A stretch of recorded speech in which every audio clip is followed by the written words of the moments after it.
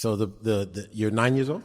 The 9-year-old brother, mashallah, may Allah bless you and bless your family, is asking if someone is forced to do a sin and then he wants to go back to be righteous, does he get blessings for that? Yes, he gets blessings for that. Yes, he tries his best. He tries his best. The brother just reminded me of something that I wanted to mention, especially for the parents. Especially for the parents. A reminder for the parents. There's some parents that because of their deficiency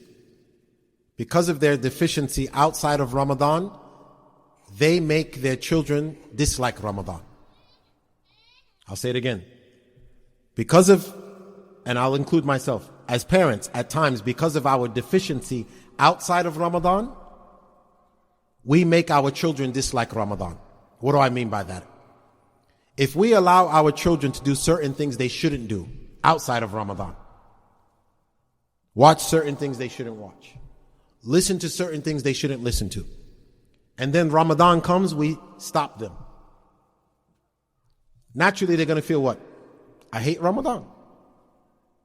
So Ibn Qayyim rahmatullahi alayhi, in his book Tuhfatul Wudud, his book on raising children, it's printed in English as the newborn, or the guide to the newborn, or something like that. That's not an accurate title, because it's a book on raising children, not just the newborn. It has rulings on the newborn, but it also has advice for raising children. One of the things that Ibn Qayyim rahmatullahi alayhi says in that book is that you were negligent when they were younger, so now you can't benefit from them when they're older.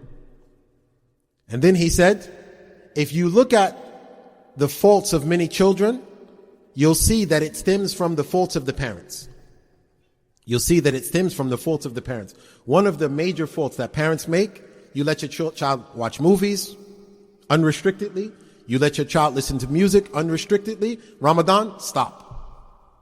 But they shouldn't be doing it outside of Ramadan. So now, the pain, the anger, you take a portion of that sin. Because you made Ramadan difficult for your child. Because these are the type of things you should stop them outside of Ramadan.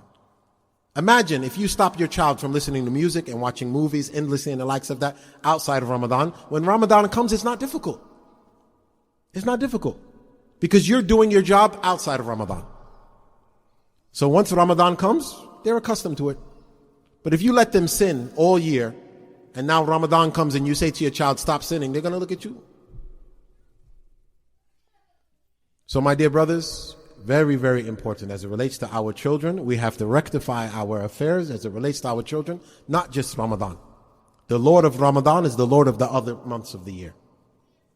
Just like you want to obey Him in Ramadan, you have to obey Him in the other months of the year. Rectify your affairs with your children. Keep the youth quiet, please. Rectify your affairs with your children outside of Ramadan, even if it means this Ramadan is a new beginning, but you have to continue. It makes no sense. You let them, you demand obedience for them in Ramadan, and as soon as Eid comes, or the day after Eid, they can go back to all of that sinning. So what was the purpose? So you just kept them in a jail for Ramadan. Ramadan is not a jail. Ramadan is a time of mercy and forgiveness. Do your job outside of Ramadan. You'll make it easy for yourself to do it inside of Ramadan.